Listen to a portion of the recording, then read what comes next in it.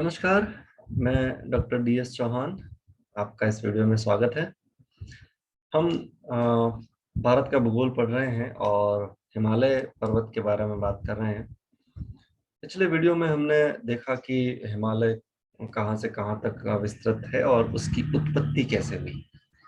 अब हम पिछले वीडियो को जहाँ छोड़ा था वहीं से शुरू करते हैं। हमने लास्ट में बात की थी कि हिमालय एक वलित पर्वत है और उसमें वलन पड़े और उस वलन में 4 श्रेणियां हैं, 4 अभिनतियां हैं, 4 अपनतियां हैं।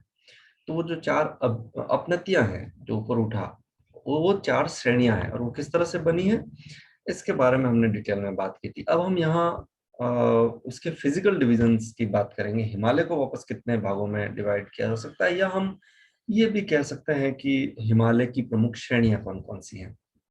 तो हम उसकी डिटेल में यहाँ पर स्टडी करेंगे। तो मैं आपको वापस थोड़ा पीछे की तरफ ले जाता हूँ और हम ध्यान से अगर देखें तो आपको पता होगा, मैंने पिछले वीडियो के अंदर आपको बताया था कि हिमालय को हम 4 भागों में डिवाइड कर सकते हैं। सबसे दक्षिण से हम शुरू करें तो सबसे पहली जो श्रेणी है उसका नाम है शिवालिक श्रेणी, या सब हिमालय भी कहते हैं, या इसको आउटर हिमालय भी कहते हैं। शिवालिक, उप या बा हिमालय।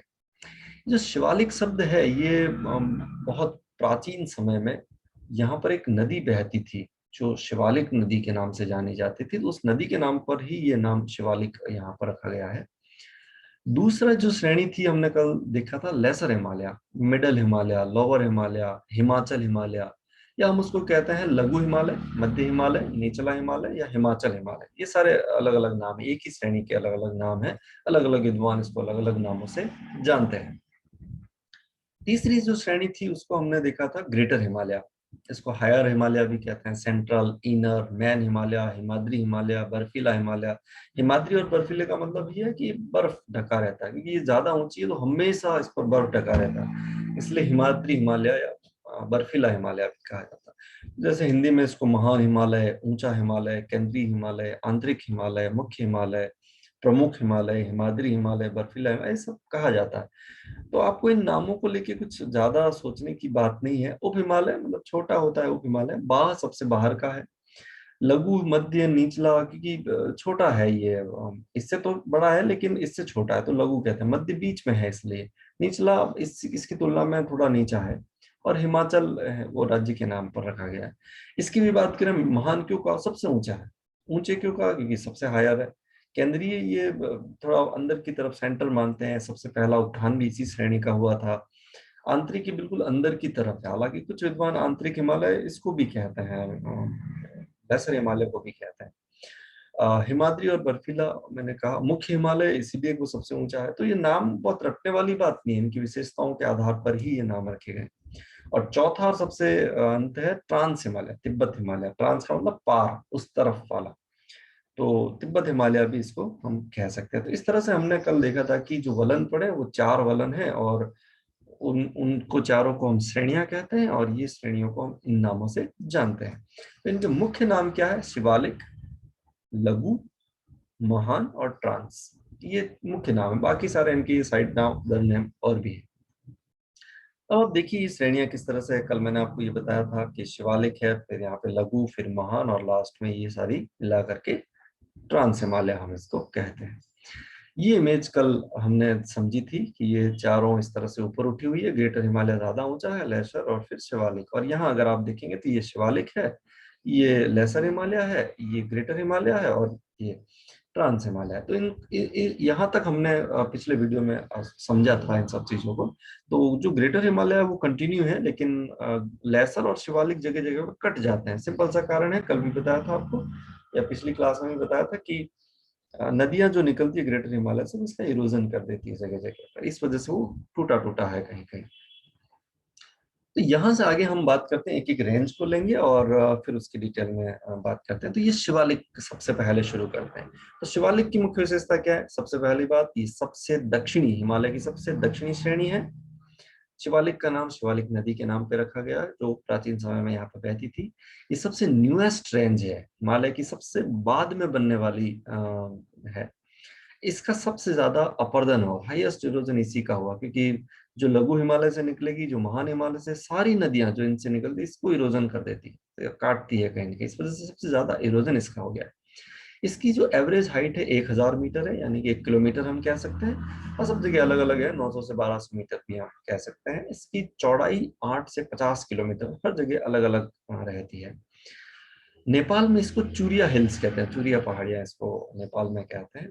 और ये जो शिवालिक है और उसके बाद में लघु हिमालय आएगा, तो शिवालिक और लघु हिमालय के बीच में पतली पतली जो घाटियां हैं, क्योंकि दो शिवालिक और लघु हिमालय अगर अपनति है तो बीच में गड्ढा है, उसको हम अभिनति कहेंगे।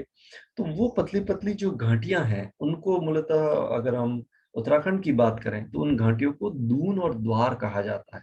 और उसके कुछ उदाहरण भी आपने देखे होंगे, जैसे देहरादून, सबसे बड़ी वैली है देहरादून जो है। और द्वार के लिए आपने सुना होगा हरिद्वार। इसी तरह से कोटद्वार भी है, हरि देहरादून की तरह कोटली दून, और ऐसे सब जो नाम आते हैं उनके पीछे ये दून और द्वार शब्द जुड़ते हैं वहां पे। आप इस सैटेलाइट इमेज को ध्यान से देखेंगे तो आप पाएंगे कि ये शिवालिक है, देखिए छोटा है, और यहाँ कैसी नदियां निकलती है आप देखिए। अभी मैं आपको कह रहा था कि इससे सबसे ज्यादा इरोजन हो गया। अब जैसे ये नदी जो है वो ये जो रेंज है उसको हम कहते हैं लेसर हिमालय, और ये है शिवालिक। अब ये लेसर हिमालय से जो नदी है, ये देखो इसको इसने यहाँ इरोजन कर दिया, काट दिया, क्योंकि इसको रास्ता चाहिए था, तो इसका इरोजन यहाँ इस तरह से हो जाता है। फिर हिमालय से कैसे नदियां निकलती है आप इस इमेज से देख सकते हो, दोनों तरफ ये वाटर डिवाइडर लाइन बन जाती है। ये पानी इधर जाएगा, ये पानी इधर आएगा। तो हजारों नदियां, लाखों नदियां, कोई संख्या ही नहीं है, हिमालय से इतनी नदियां निकलती है एक साथ। खैर, हम यहाँ बात कर रहे थे कि ये शिवालिक है और ये लघु हिमालय है। अब इसके बीच में एक घाटी देखिए, और यहीं पर ये सारे जो बड़े बड़े नगर हैं, शहर है, वो बसते हैं। और ये देखिए देहरादून यहाँ पे बसा हुआ, यही सामने मसूरी है। हाइट पे अगर देखेंगे, इसकी बात हम आगे करेंगे। ये देहरादून, देहरादून से मसूरी सीधा सामने नजर आता है, बिल्कुल आगे सामने दीवार की तरफ पर्वत खड़ा है। तो ये पूरी ये इनको दून कहते हैं इस तरह से। और द्वार भी कहते हैं, जैसे हरिद्वार उसका उदाहरण है, देहरादून इसका उदाहरण है। अब हम लेसर हिमालय की बात करेंगे, जो कि दूसरी श्रेणी है हिमालय की, या दूसरा उसका भौतिक विभाग है। तो शिवालिक की बात तो हमने पहले कर ली, और अब हम यहाँ बात करेंगे लेसर हिमालय की। ठीक है, जो हाईलाइटेड है वो उस रेंज की हम अभी बात कर रहे हैं। इसकी जो मुख्य बातें हैं उसकी बात करते हैं। एक तो इस शिवालिक और ग्रेटर हिमालय के बीच में है, इधर शिवालिक है दक्षिण में, उत्तर में ग्रेटर हिमालय होगा, उसके बीच में ये स्थित है। इसकी जो हाइट है वो 3500 से 4500 मीटर के बीच में पड़ती है। अब यहाँ एक बात ध्यान रखना कि ये जो हाइट है 3500 से 4500 मीटर वाली, ये हिल स्टेशन के लिए सबसे आदर्श हाइट है। और इसीलिए आप देखेंगे कि भारत के जो मैक्सिमम हिल स्टेशन है उत्तरी भारत के हिमालय, वो सारे इसी रेंज में स्थित हैं। मतलब मूल मूल तो मुख्यतः इसी रेंज में स्थित है, दूसरी में भी हो सकते हैं लेकिन ज्यादातर इसी रेंज में स्थित है, क्योंकि ये हाइट बहुत अच्छी है। इस हाइट पर क्या होगा, सर्दियों में बर्फ पड़ जाएगी, तो जो टूरिस्ट बर्फ देखने की के लिए आते हैं वो सर्दियों में आएंगे, और गर्मियों में वो बर्फ पिघल जाती है, और वो थोड़ा हाइट की वजह से बहुत ठंडा मौसम रहता है। तो जो जो जो ठंडे मौसम की चाह में होते हैं वो गर्मियों के सीजन में भी यहाँ आते हैं। तो सारे हिल स्टेशन यहाँ बनते हैं बहुत अच्छे इस हाइट पे, इसलिए भारत के प्रसिद्ध हिल स्टेशन इसी श्रेणी में है। इसकी जो चौड़ाई है वो 60 से 80 किलोमीटर के बीच में होगी, सब जगह अलग अलग होती है। जम्मू कश्मीर में इसको पीर पंजाल कहते हैं, और ये पीर पंजाल ही इस लेसर हिमालय की सबसे लंबी श्रेणी है। तो याद रहे, जम्मू कश्मीर को पीर पंजाल कहते हैं। कभी कभी प्रश्न पूछते हैं कि इसको जम्मू कश्मीर में क्या कहा जाता है। यहाँ से कुछ नदियां निकलती है। वैसे तो मैंने आपको बताया कि हजारों नदियां निकलती है, इसकी गिनती नहीं है, लेकिन कुछ बड़ी नदियां जिसका उद्गम इस लेसर हिमालय से होता है, लघु हिमालय से, रावी, व्यास, झेलम और चिनाब, जो सिंधु की सहायक नदियां हैं, वो सारी चारों ये प्रमुख नदियां इसी श्रेणी से निकलती हैं। कुछ चोटियां हैं इसके अंदर, जिसमें पीर पंजाल खुद एक चोटी है जम्मू कश्मीर में, धौलाधर हिमाचल प्रदेश के अंदर, नाग टिब्बा इसमें उत्तराखंड के अंदर, महाभारत ये नेपाल में है। ये कुछ चोटियां हैं जो प्रसिद्ध है, और ये लेसर हिमालय का हिस्सा है। हालांकि इनकी हाइट बहुत ज्यादा नहीं है, 3000 से 4000 के आसपास मीटर ऊंची होंगी। अब यहाँ एक और इम्पोर्टेंट और इंटरेस्टिंग चीज है, वो ये है कि इस लघु हिमालय पे क्या होता है। मैंने अभी आपको कहा था कि सर्दियों में बर्फ जम जाती है और गर्मियों में वो पिघल जाती है। तो सर्दियों में तो बर्फ जम जाती है, तो क्या होता है, यहाँ पर जितने भी जो मैदान है जहाँ घास होती है वो बर्फ में ढक जाते हैं, लेकिन गर्मी जैसे ही आती है तो वो बर्फ पिघल जाती है और फिर वहां छोटी छोटी घास उगाती है, और इस लघु हिमालय के ढालों पर वो घास के मैदान डेवलप होते हैं। और उन घास के मैदानों को कश्मीर में मर्ग कहते हैं। और आपने नाम सुना होगा, गुलमर्ग, सोनमर्ग, बहुत पॉपुलर जगह है पर्यटन के हिसाब से भी हम देखें। उत्तराखंड में इनको बुग्याल और पयार भी कहते हैं। और यहाँ कुछ जिप्सी कम्युनिटीज होती हैं, जनजातियां, जिसको हम गुज्जर है, बकरवाल है, भोटिया है, इस तरह की जो कुछ जातियां यहाँ पर रहती हैं, जो पशुओं को इधर उधर चराती है। तो ये जो जो जनजातियां हैं वो क्या करती है कि सर्दियों में तो ऊपर बर्फ होती है तो वो नीचे की तरफ चली आती है, लेकिन गर्मी में जैसे ही ये बर्फ पिघलती है और घास के मैदान, तो अपने पशुओं को लेकर वो ऊपर की तरफ चले जाते हैं। तो ये बहुत ही इंटरेस्टिंग होता है मर्ग और बुग्याल और प्यार जो है। और मर्ग तो बहुत पॉपुलर है जम्मू कश्मीर के अंदर। यहाँ पर देखिए ये मर्ग है। अब ये बर्फ पिघल जाने से घास के मैदान बन जाते हैं, तो वहां फिर पशुओं को चढ़ने के लिए घास आ जाती है। और अगर हम सर्दियों में देखें तो इस तरह से इनके ऊपर बर्फ जम जाती है, और ये लघु हिमालय पे मिलते हैं, ध्यान रखिए। लघु हिमालय का जो आगे वाला हिस्सा, मतलब अगला जो अपनति बनती है, अभिनति बनती है, और आगे फिर ग्रेटर हिमालय आ जाएगा। तो इस लघु हिमालय और ग्रेटर हिमालय के बीच में कश्मीर घाटी स्थित है। और ऐसा माना जाता है कि जब तैतीस सागर क्लोज हो रहा था तो उसका जो अवशेष, एक बड़ी झील थी, उसका, उस झील का नाम था करेवा झील। तो उस करेवा झील के ऊपर उठने से ही ये कश्मीर घाटी का निर्माण हुआ है। और आज भी इसके दो अवशेष माने जाते हैं, वूलर और डल झील। इसमें से आप ये सैटेलाइट इमेज देखिए डल झील की, इस तरह से है। तो ये डल और वूलर जो झीलें हैं, ये भी विश्व प्रसिद्ध झीलें हैं पर्यटन के हिसाब से। ये इस करेवा झील के अवशेष हैं, और करेवा झील खुद तैतीस सागर के अवशेष मानी जाती है, ऐसा हम मानते हैं। और ये कहाँ है?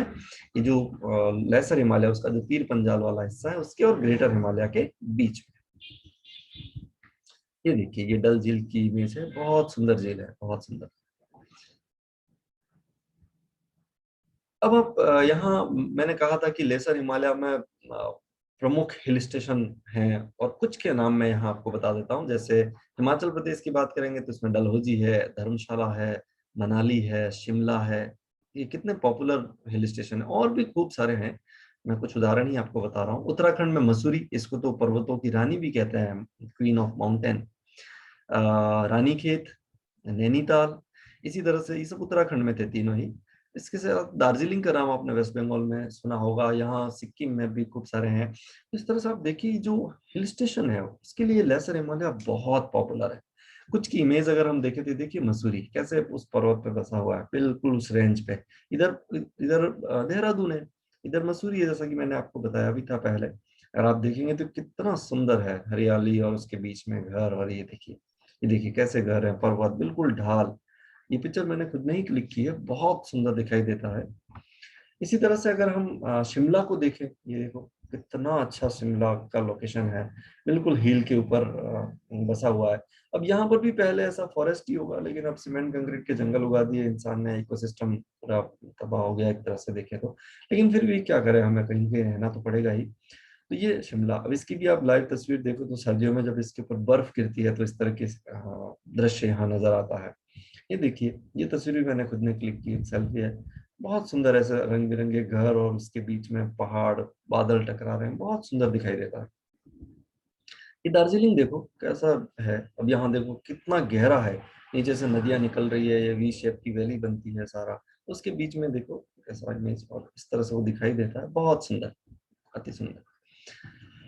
अब हम बात करेंगे ग्रेटर हिमालय की, महान हिमालय जिसको हम कहते हैं। तो हमने पहले शिवालिक हिमालय देखा, फिर हमने लेसर हिमालय देखा, अब ये ग्रेटर हिमालय देखिए, महान हिमालय, ये सबसे ऊंचा है। इसकी कुछ विशेषताओं की बात करते हैं तो देखेंगे कि सबसे पहला अपलिफ्टमेंट, हिमालय का उत्थान जब शुरू हुआ तो सबसे पहला उत्थान इसी का हुआ, इसीलिए इसकी जो हाइट है वो सबसे ज्यादा है। दूसरा हम देखें इसकी एवरेज हाइट 6100 मीटर है। अब पहले वाले जो दोनों थे उनसे ये ज्यादा ऊंची है, और इसमें कोई शक नहीं कि दुनिया की सबसे ऊंची रेंज है, सबसे ऊंची श्रेणी है। इसीलिए इसमें सबसे ऊंची ऊंची जो चोटियां हैं दुनिया की, वो मैक्सिमम इसी में है, और कुछ काराकोरम में भी है, लेकिन मैक्सिमम हम मान ले तो वो इसी में है। और इन चोटियों के बारे में मैं इसी वीडियो में थोड़ा बाद में बात करूंगा। इसकी जो चौड़ाई है वो 25 किलोमीटर ही है, क्योंकि ऊंचा ज्यादा है तो चौड़ा थोड़ा कम है। विश्व की सबसे ऊंची रेंज है, मैंने आपको पहले ही कहा। और दुनिया की जो 40 ऊंची चोटियां हैं, जिसकी ऊंचाई 7,500 मीटर से ज्यादा है, वो सारी ग्रेटर हिमालय और काराकोरम में ही है। और उसमें से मैक्सिमम तो काराकोरम में तो कुछ ही है, लेकिन ग्रेटर हिमालय में मैक्सिमम वो चोटियां सारी है। और इनके बारे में मैं आगे इस वीडियो में थोड़ा बात करूंगा। इस रेंज से जो प्रमुख नदियां निकलती है, वो दुनिया की सबसे प्रमुख नदियों में से सम्मिलित है। उसमें से अगर हम गंगा सिंधु की बात करें, सतलुज, गंगा, यमुना, ब्रह्मपुत्र, ये सारी नदियां बड़ी बड़ी हैं, विश्व की प्रमुख नदियां, ये सारी इस ग्रेटर हिमालय से ही निकलती है। तो एज इन नदियों के बारे में हम डिटेल में बात उस नदियों वाले चैप्टर में करेंगे अगले वीडियोस में, लेकिन ये सब यहाँ से निकलती है, आप इतना जरूर ध्यान रखें अभी। अब हम चौथे हिमालय की बात करेंगे, ट्रांस हिमालय। तो हमने अभी देखा शिवालिक, फिर हमने देखा लेसर, फिर हमने देखा ग्रेटर, अब ये देखिए ट्रांस हिमालय। अब ये तीनों श्रेणियां तो 2500 किलोमीटर लगभग लंबी है, लेकिन ये इतनी लंबी नहीं है, इसकी लंबाई 960 किलोमीटर ही है। और इसके अलग अलग श्रेणियां हैं, सारी अलग अलग भागों में ये बटा हुआ है। तो हम इसकी कुछ विशेषताओं की बात करें तो सबसे पहली बात तो ये है कि इसका जो निर्माण है वो ग्रेनाइट और ज्वालामुखी चट्टानों से हुआ है। अब आप देखिए, पहली जो तीन श्रेणियां थी, शिवालिक, लेसर और ग्रेटर, ये तो वो दलदल से बनी हुई है, वो जो सारा कीचड़ था या डेल्टाई जो जमीन थी, मतलब अलुवियल सॉइल एक तरह से हम कह सकते हैं, उससे बना हुआ है।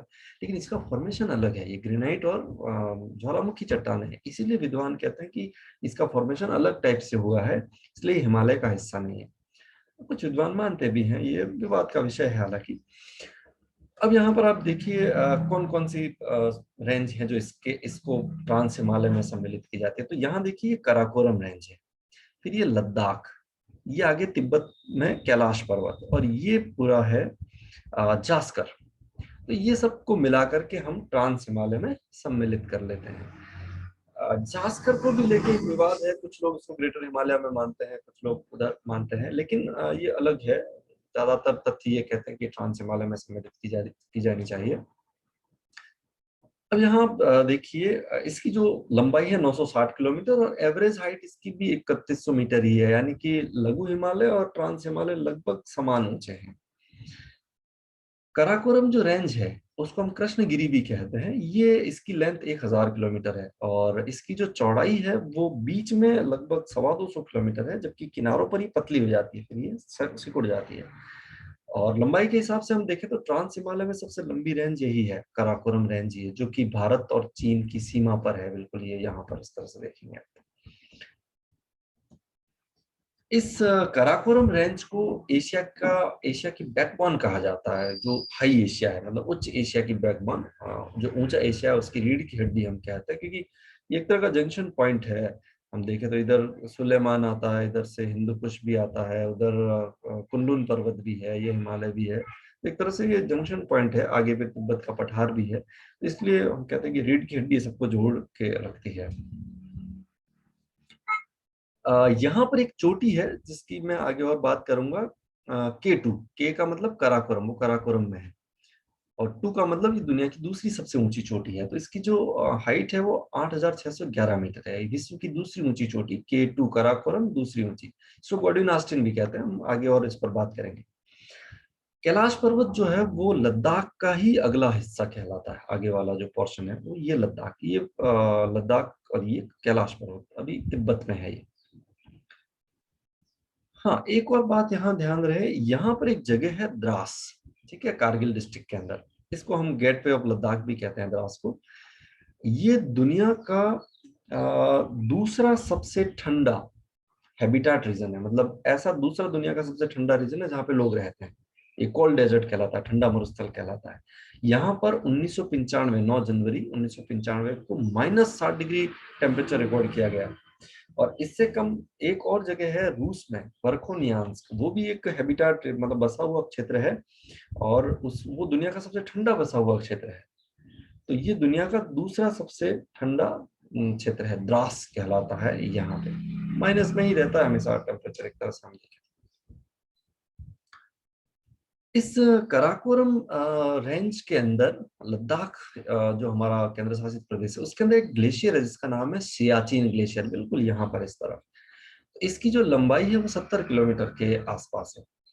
अब ये ध्यान रखना कि ये ध्रुवीय क्षेत्रों के बाद दुनिया का दूसरा सबसे लंबा ग्लेशियर है। मतलब ध्रुवीय क्षेत्र को छोड़ दे, खैर वहां तो बर्फ ही है, तो वहां तो कई लंबे लंबे ग्लेशियर्स होंगे, लेकिन ध्रुवीय क्षेत्र के बाद दुनिया में जितने भी ग्लेशियर हैं उसमें से दूसरा सबसे लंबा ग्लेशियर है। 70 किलोमीटर लंबा है। यहाँ से देखिए, अभी यहाँ से शुरू होती है। ग्लेशियर का मतलब होता है हिमानी या बर्फ की नदी हम कहते हैं। तो वो जो बर्फ की नदी है वो यहाँ से शुरू होकर ऐसे बहती, मतलब बर्फ की खिसकता है आगे की तरफ, बर्फ की नदी बहती है, यहाँ तक आते आते फिर वो नीचे आते पानी पिघल जाता है, फिर वो नदियां बन जाती है। तो ये जो सियाचिन ग्लेशियर है ये भारत के इस लद्दाख राज्य में काराकोरम जो श्रेणी है उसके अंदर ये स्थित है। ये देखिए हिमालय की चार हमने श्रेणियां पढ़ी, और उन चार श्रेणियों को पढ़ने के बाद हम कहते हैं कि वो तो नंगा पर्वत से नामचा बरवा तक, लेकिन यहाँ ये कुछ ऐसी हिमालय की और अगला जो हिस्सा है उसको अलग अलग राज्यों में अलग अलग नामों से जाना जाता है। वहां उनको हिमालय नहीं कहते, पर वो पोर्शन तो हिमालय का ही है, क्योंकि ये अराकानयुमा के भी हिस्सा है, क्योंकि आगे अराकानयुमा शुरू हो जाता है। तो इनको अलग अलग राज्यों में क्या कहते हैं मैं आपको ये बता देता हूँ। तो नंबर एक है, मतलब एक नंबर ये डाफला हिल्स इसको कहते हैं, Miri hills, Abor hills, Mishmi hills. Basic बात आप ये समझिएगा कि ये सब जनजातियों के नाम है। जो जनजाति जहाँ रहती है, यहाँ डाफला जनजाति रहती है तो उस पहाड़ी का नाम डाफला पहाड़ियां है। यहाँ मीरी रहती है तो इसका नाम मीरी जनजातियां है। ये सारे नाम इसी तरह से पड़े हुए हैं अलग। ये सब अरुणाचल प्रदेश में है। इसके बाद आप देखिए पटकोई बूम यहाँ पर है। ये अरुणाचल प्रदेश, नागालैंड और असम इनकी बाउंड्री पर यहाँ पर है। इसी तरह से नागा हिल्स नागालैंड के अंदर है। मिकिर हिल्स ये असम में पड़ती है, मिकिर हिल्स यहाँ पर। और बरेल ये भी इधर मणिपुर, नागालैंड, असम इनकी सीमा पर है यहाँ पर। मणिपुर मणिपुर के अंदर ही है। चिन हिल्स भी मणिपुर के अंदर ही आती है। कंपटीशन में पूछा भी गया है कई सवाल कि चिन हिल्स किस राज्य में स्थित है। मिजो की पहाड़ियां मिजोरम में, या इनको लुसाई भी कहते हैं, लुसाई हिल्स किस राज्य में स्थित है, ऐसा भी सवाल आता है। तो ये सारी छोटी छोटी पहाड़ियां हैं। अगर हम इसको देखें तो ये देखिए, ये इस तरह का स्ट्रक्चर है, ये इनके छोटे छोटे टुकड़े हैं सारे, और इनके नाम हैं। और ये मूल सारे जो नाम है वो मूलतः जनजातियों के नाम पर रखे गए हैं। अब हम हिमालय की सबसे ऊंची चोटियों की बात करेंगे। जैसा कि मैंने आपको कहा था कि सबसे ऊंची ऊंची चोटियां ग्रेटर हिमालय में है, तो हम वो ऊंची चोटियां कौन सी है उनकी थोड़ी डिटेल में यहाँ पर बात करते हैं। और आप सब बहुत अच्छे से जानते हैं कि जब हम सबसे ऊंची चोटियों की बात करेंगे तो सबसे पहला नाम माउंट एवरेस्ट का आता है। इसकी ऊंचाई जो है समुद्र तल से 8,848 मीटर है। फीट में कहें तो 29,029 फीट। ये जो चोटी है वो नेपाल और तिब्बत की सीमा पर ग्रेटर हिमालय में यहाँ पर स्थित है। बिल्कुल देखिए बॉर्डर पर। नेपाल में इसको सागर माता कहते हैं। इसका मतलब होता है आकाश की देवी, गॉडेस ऑफ स्काई, आकाश की देवी, क्योंकि बहुत ऊंचा है इस वजह से। वैसे ये पूरा रीजन जहाँ पर स्थित है, ये चोटी, वो सागर माता नेशनल पार्क है नेपाल का। तो उस सागर माता नेशनल पार्क में ही ये चोटी स्थित है, तो उसी के नाम से इसको सागर माता कहते हैं। तिब्बत में इसको कहते हैं चोमोलुंगमा। इसका मतलब होता है गॉडेज मदर ऑफ वर्ल्ड या यूनिवर्स, या विश्व की देवी, या यूनिवर्स की देवी, यूनिवर्स की माँ, ऐसा हम कोई अर्थ इसका निकाल सकते हैं चोमोलुंगमा शब्द का। इसका जो पुराना नाम है वो है पिक नंबर 15, चोटी संख्या 15। क्योंकि पहले हमें पता नहीं था ये सबसे ऊंची चोटी है, तो उस समय नाम दिए हुए, ये 1 नंबर की चोटी, ये 2 नंबर की चोटी, 3 नंबर की चोटी। तो उस समय इसका नंबर था 15वीं चोटी, 15 नंबर, पिक 15। कई एग्जाम में पूछा गया है कि इसका पुराना नाम क्या था। चोटी संख्या 15 था। अब सवाल ये खड़ा होता है कि हमें पता कब चला कि सबसे ऊंची है, और पिक 15 माउंट एवरेस्ट कैसे बन गया। तो इसकी कहानी हम यहाँ सुनते हैं, मतलब मैं आपको बताता हूँ। इस पूरी कहानी में 3 आदमी और एक संस्था इंक्लूड हो जाती है। एक आदमी है सर जॉर्ज एवरेस्ट, दूसरा आदमी है एंड्रू स्कॉट वुक, तीसरे हैं राधानाथ सिकदर, और चौथा रोल है रॉयल ज्योग्राफिकल सोसाइटी का। अब इस पूरी कहानी को आप समझिए। बात है 1767 की। भारत में एक संस्था की स्थापना की गई जिसका नाम था survey of India, SOI, survey of India, भारतीय सर्वे विभाग कहता है। उस समय इसको कहा गया था कि बंगाल का नक्शा बनाए। अंग्रेजों ने स्थापित की थी, क्योंकि उस समय अंग्रेज यहाँ पर शासन था, ब्रिटिश इंडिया था वो। तो बंगाल का मैप बनाइए। फिर बाद में इसी को कहा कि आप भारत का नक्शा भी बनाइए, और इन्होंने बनाया भी। पहले सर्वेयर जनरल इसके थे मेजर जेम्स रेनल। तो कोई एक आदमी इसका सर्वेयर जनरल होता है। अब देखिए इन सर्वेयर जनरल की अगली लिस्ट में आगे चलते हैं तो कभी सर जॉर्ज एवरेस्ट 1830 में इसके सर्वेयर जनरल बनते हैं और 1843 तक वो इसके सर्वेयर जनरल रहते हैं। लगभग ये 30 से 43 तक वाला जो टाइम था, उस समय तक ये सर्वेयर जनरल रहे भारत के। इसी समय इन्होंने 1830 में सर्वेयर जनरल बने और इसी समय 1831 में यानी कि एक साल बाद राधानाथ सिकदर जो है वो सर्वे ऑफ इंडिया में कंप्यूटर के पद पर अपॉइंट किए जाते हैं। कंप्यूटर का मतलब आजकल के कंप्यूटर तो कंप्यूटर होते हैं, लेकिन उस समय गणना करने वाले जो लोग थे उनको कंप्यूटर पद कहा जाता था, वो कंप्यूटर का पद था। तो ये कोलकाता के रहने वाले हैं और यहाँ पे इन्होंने इनको कंप्यूटर की नौकरी मिली। फिर क्या हुआ, ये तो 43 में रिटायर हो गए। उसके बाद में राधानाथ सिकदर उसमें काम करते रहे। 1852 में राधानाथ सिकदर को इस एरिया का सर्वे कर रहे थे और इस सर्वे के दौरान इन्हें पता चला कि जो पिक 15 है ये दुनिया की सबसे ऊंची चोटी है। उस समय हालांकि ये उसके ऊपर नहीं चढ़े थे, लेकिन इन्होंने नीचे रह के जो कैलकुलेशन की और आसपास की चोटियों से तुलना की, जो उनके पास इक्विपमेंट थे, गणितीय फॉर्मूले थे, उसके हिसाब से उन्होंने अंदाजा लगाया कि इसकी ऊंचाई 8,848 मीटर है, जो एक परफेक्ट अनुमान था इनका। तो इन्होंने पता लगाया कि ये सबसे ऊंची चोटी है। अब चूंकि ये सर्वे ऑफ इंडिया के कर्मचारी हैं, ये किसको रिपोर्ट करेंगे? ये एंड्रयू स्कॉट वो को रिपोर्ट करेंगे और इन्होंने जाके इस एंड्रयू स्कॉट वो को बताया कि ये सबसे ऊंची चोटी है। अब यहाँ से आगे की कहानी शुरू एंड्रयू स्कॉट वो करते हैं।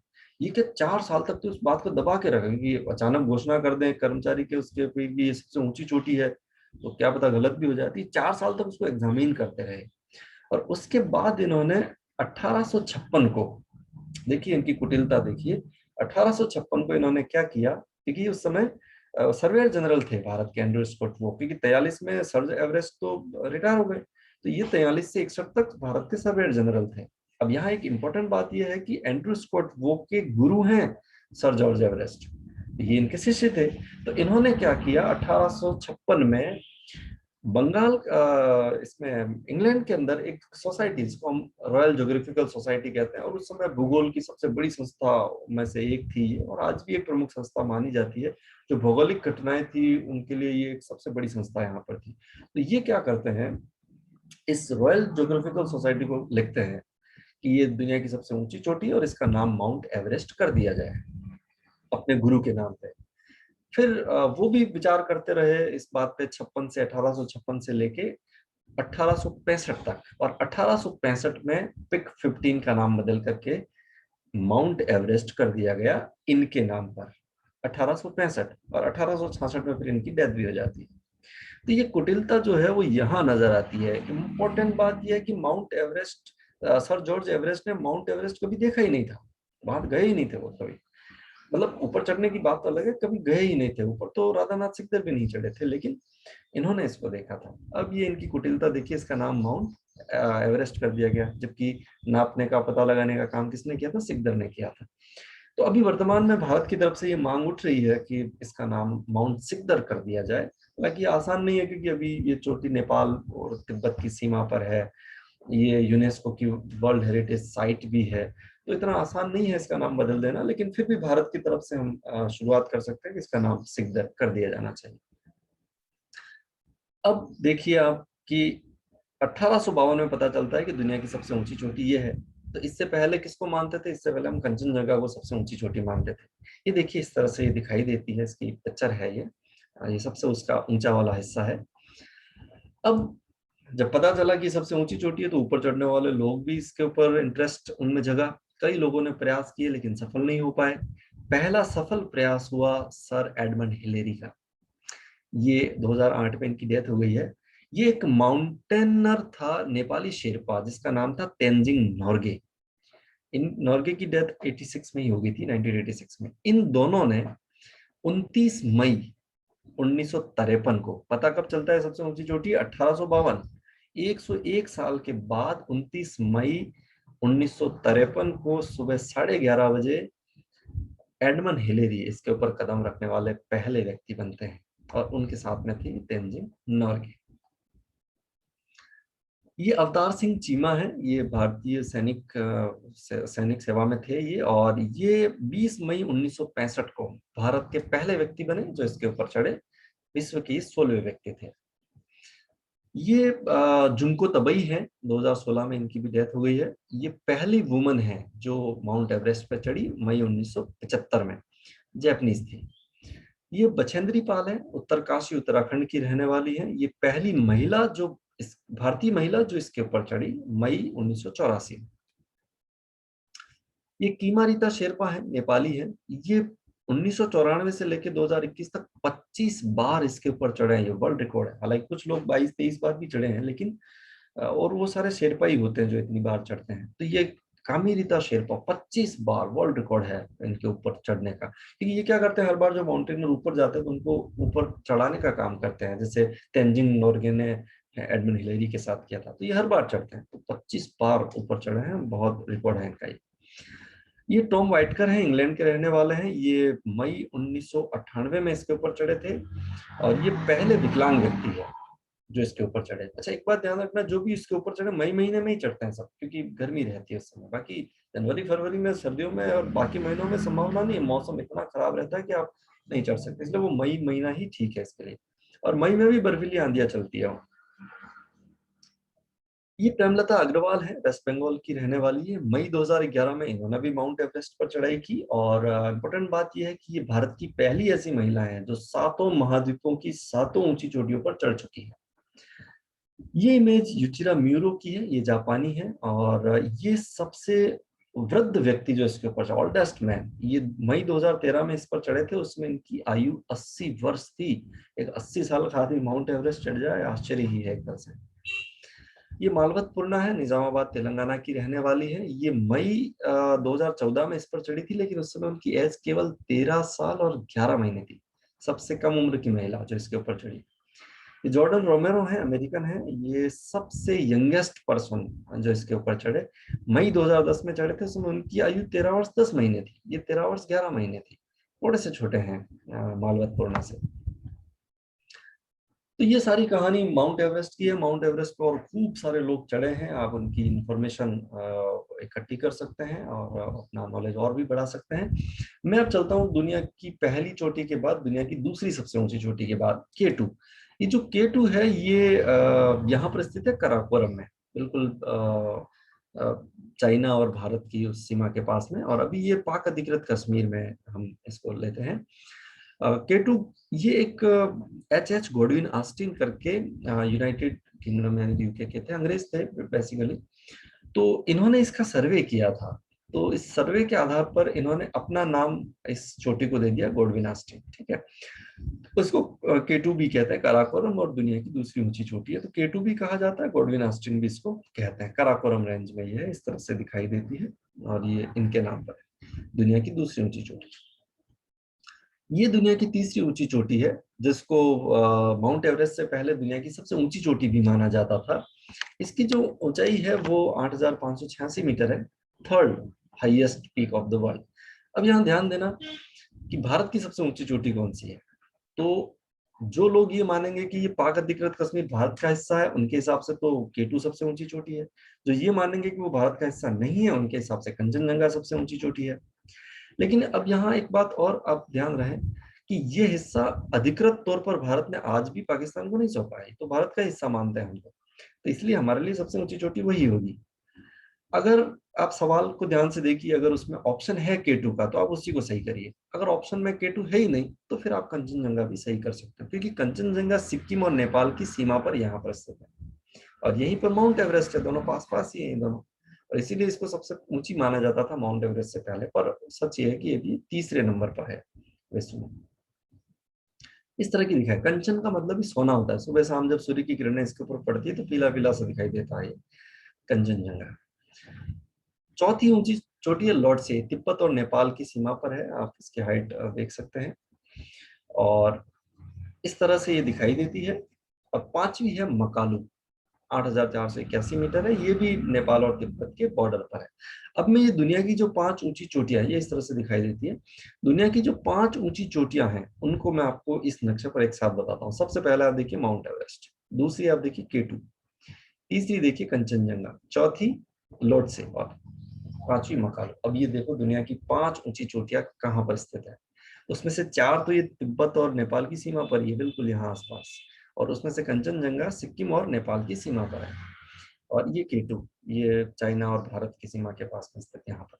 तो इस तरह से ये दुनिया की 5 प्रमुख चोटियां, जो सबसे ऊंची चोटियां। मैं कुछ और चोटियां भी आपको दिखा देता हूँ। यहाँ पे 6ठी सबसे ऊंची चोटी विश्व की है या हिमालय की है, चोयू है। 7वीं सबसे ऊंची चोटी धौलागिरी है, जो नेपाल में स्थित है। 8वीं मनासलू है, जो कि नेपाल में स्थित है।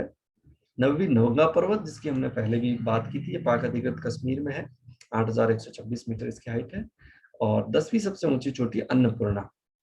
तो 8,000 से मीटर से ऊंची जो चोटियां हैं दुनिया की 10, वो इस तरह से है, मैंने आपको सारी बता दी। इसके अलावा भी हिमालय के अंदर कई सारी चोटियां हैं। आप और चोटियों के बारे में अगर जानना चाहते हैं तो उसका पता लगाइए, उसका इंफॉर्मेशन आप इकट्ठी कर सकते हैं।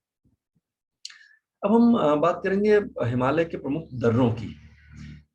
तो दर्रा क्या होता है, आप यहाँ पर ध्यान से देखिए, एक पर्वत इधर है, एक पर्वत इधर, बीच में गड्ढा जो होता है, उस गड्ढे से हम अगर इस पर्वत से उधर जाना चाहे तो उससे हम रास्ते निकाल सकते हैं, सड़कें निकाल सकते हैं, पैदल चलना के जाना हो तो भी हम जा सकते हैं। क्योंकि अगर हमें इसको पार करके उधर जाना है तो इसके ऊपर चढ़ के उतरना तो बहुत मुश्किल होता है, तो हम ऐसी ये वैली ढूंढते हैं, इसको हम पास कहते हैं, दर्रे। यहाँ से हम ऐसे ऐसे इस तरह से निकल जाता है। कहीं कहीं इनको घाट भी कहा जाता है, नाल शब्द भी इस्तेमाल होता है, पर दर्रा सबसे बढ़िया शब्द है हिंदी में, इंग्लिश में पास कहते हैं इसको। तो कुछ दर्रों के बारे में आपको यहाँ बता रहा हूँ। जैसे कराकोरम रेंज में कराकोरम दर्रा, ये लद्दाख को यारकन से जोड़ता है। यारकन चीन में एक ऑटोनोमस राज्य है, जिंजियांग, उसमें यारकंद है, तो उधर अगर निकलना हो तो हम निकल सकते हैं इस कराकोरम दर्रे से। बनिहाल जो कि पीर पंजाल में है, ये जम्मू और श्रीनगर को आपस में जोड़ता है, इसको गेटवे ऑफ कश्मीर भी कहते हैं। वो जो प्रसिद्ध जवाहर टनल है ना, वो इसी में है, जो भारत की सबसे लंबी टनल कहते हैं। जोजिला झांसकर में स्थित है, ये श्रीनगर को लेह से जोड़ता है। बुर्जिला कराकोरम में स्थित है, ये श्रीनगर को गिलगित से जोड़ता है। शिपकिला जास्कर में स्थित है, शिमला से तिब्बत को जोड़ता है। बारालाचाला ये भी जास्कर में स्थित है, ये हिमाचल प्रदेश को लद्दाख से जोड़ता है। अभी जो ला शब्द है ना, इसका ये तिब्बतियन वर्ड है, ला ला का मतलब भी दर्रा होता है, पास। माना जो कि जास्कर में है, नीति ये मानसरोवर को कैलाश मानसरोवर और कैलाश पर्वत जाना हो भारत से तो उसको कनेक्ट करते हैं। आइए इनको हम थोड़ा नक्शे पर देखकर समझते हैं कि ये कहाँ पर है। अब ये देखिए, ये तीनों स्टेट, यहाँ पर आप लद्दाख देख सकते हो, केंद्र शासित प्रदेश जम्मू कश्मीर, ये हिमाचल प्रदेश, ये उत्तराखंड। तो कौन कौन से प्रमुख दर्रे हैं? दर्रे बहुत सारे होंगे, और भी मैंने कुछ मेजर यहाँ आपको दिखाने की कोशिश की है। देखिए यहाँ अगील है, ये कराकोरम। अब इधर से आपको निकल के लद्दाख से यारकंद की तरफ जाना हो तो यहाँ से हम निकल सकते हैं, और रास्ता यहाँ से बन सकता है। यहाँ खरदुंगला है, यहाँ चांगला है, इधर लद्दाख में इमिसला भी है यहाँ पे, और ये जोजिला। अब मान लेते हैं लेह से श्रीनगर या श्रीनगर से लेह जाना होगा तो कहाँ से जाएंगे हम? जोजिला से जाएंगे। ये श्रीनगर, ये गिलगित बाल्टिस्तान वाला हिस्सा, अगर इधर हमको निकलना है श्रीनगर से तो बुर्जिला से होके जाएंगे। इस तरह से पीर पंजाल में पीर पंजाल है, ये बनिहाल है। अब यहाँ आप देखिए जम्मू और श्रीनगर, तो यहाँ जाना हो तो बनिहाल से हम निकलेंगे इस तरह से। हिमाचल प्रदेश में देखिए ये बारालाचाला, बिल्कुल लद्दाख की बाउंड्री पर है। ये रोहतांग, तो हमें शिमला की तरफ से अगर इधर लेह की तरफ निकलना है तो इन्हीं दरों से होकर निकलेंगे। इसी तरह से आप देखिए ये माना नीति, ये माना और ये नीति, और ये लिपुलेख भी है उत्तराखंड के अंदर एक, और इधर मानसरोवर है। तो हमको अगर भारत से मानसरोवर की यात्रा करनी होगी तो माना, नीति या लिपुलेख से भी जा सकते हैं। तो इन दर्रों से होकर हमें निकलना होगा। ये जो लिपुलेख दर्रा है, यहाँ पर एक और पास में छोटी जगह है, इसको लिम्पियाथुरा भी कहते हैं। अभी आपने देखा होगा नेपाल के साथ हमारा विवाद हुआ था, वो लिम्पियाथुरा जो जगह है वो उसने नेपाल के नक्शे में दिखा दी थी, जबकि वो भारत की जगह है। उसको लेकर काफी विवाद भी हुआ था। तो खैर आप देखिए इस तरह से ये सारे दर्रे हैं। आप भी मैप में इनको डिमार्केट करके याद रखने की कोशिश करें तो हो सकता है आपसे पूछा जा सकता है कि रोहतांग दर्रा किस राज्य में है, जोजिला दर्रा किस केंद्र शासित प्रदेश में है, लिपुलेख किस राज्य में, ऐसा सवाल अक्सर पूछ लिया जाता है। और बाकी इनकी जो डिटेल है मैंने यहाँ आपको दी है, किसको जोड़ते हैं, किस रेंज में स्थित है, कुछ मेजर दर्रे हैं, बाकी हजारों दर्रे यहाँ पर होंगे। इसी तरह से अगर हम उत्तरी पूर्वी हिस्से में जाके वहां देखें तो वहां भी कुछ दर्रे बहुत पॉपुलर है। उसमें से एक नाथुला दर्रा है जो सिक्किम और तिब्बत को जोड़ता है। ये जो दर्रा है वो चाइना के साथ जब हमारा युद्ध हुआ था तो हमने बंद कर दिया था उसका, लेकिन 2006 में इसको फिर से खोला गया। यहाँ देखिए सिक्किम, ये नाथुला पास है। तो अभी क्या है, चाइना से जितना व्यापार भारत कर रहा है वो इसी नाथुला दर्रे से करता है। इसी के पास में एक जेलेपला करके और पास है। और इसकी खास बात यह है कि ये भारत, भूटान और तिब्बत, इन तीनों की सीमा जहां मिलती है वहीं बीच में स्थित है। तीनों का जंक्शन पॉइंट है एक तरह से। तो इधर भूटान आ गया, इधर ये तिब्बत है, और इधर ये सिक्किम यानी कि भारत है। बूमला ये तवांग को कोणा से जोड़ता है। यहाँ देखिए, ये तवांग अरुणाचल प्रदेश में बहुत ही प्रसिद्ध जगह है पर्यटन के हिसाब से, और उसको कोणा से तिब्बत में इधर जगह उसको जोड़ता है। बोमडीला ये अरुणाचल प्रदेश को तिब्बत से, अगर अरुणाचल प्रदेश इधर से जाना हो तिब्बत की तरफ तो हम बोमडीला से होकर निकलेंगे। इसके अलावा एक और इम्पोर्टेंट है दीफू। ये जो है वो भी बड़ा इंपॉर्टेंट दर्रा है। कारण उसका ये कि ये इंडिया, चाइना और म्यांमार की सीमा पर है। इधर देखिए म्यांमार है, इधर चाइना है और ये इंडिया। यहाँ पर दीफू पास है, तीनों देशों के जंक्शन पॉइंट पर है। तो ये भी बहुत इंपॉर्टेंट है। यहाँ भी और कई सारे दर्रे और भी हो सकते हैं, मैंने कुछ जो इंपॉर्टेंट है वो आपको यहाँ पर बताए हैं। तो हिमालय को इतना विस्तार से पढ़ने के बाद, उसकी रेंज और पास और ऊंची चोटियां और इन सब चीजों को पढ़ने के बाद, मैं अब आपसे कुछ सवाल करूंगा और उम्मीद करता हूँ आप इनके मुझे जवाब देंगे। सबसे पहला सवाल आपके लिए है, देहरादून हिमालय की किन दो श्रेणियों के बीच में स्थित है? शिमला हिल स्टेशन हिमालय की किस श्रेणी में स्थित है? चिन पहाड़ियां किस राज्य में स्थित है? माउंट एवरेस्ट की वास्तविक ऊंचाई कब और किसने मापी थी? श्रीनगर से लेह जाने के लिए हम किस दर्रे से होकर गुजरेंगे? माना व नीति दर्रे किस राज्य में स्थित है? भारत, चीन एवं म्यांमार की सीमा पर कौन सा दर्रा स्थित है? तो ये कुछ क्वेश्चन है आपके लिए, आप इनके आंसर देने की कोशिश कीजिए, अपने आप का मूल्यांकन कीजिए। इस वीडियो को हम यहीं समाप्त करेंगे, और आपने मेरा ये वीडियो ध्यान से देखा, आपका बहुत बहुत शुक्रिया। हम अगले वीडियो में हिमालय का प्रादेशिक वर्गीकरण और हिमालय के महत्व के बारे में बात करेंगे। आप अपने आसपास पेड़ों को और पानी को बचाइए, स्वस्थ रहिए। Thank you so much. Next video में मिलते हैं।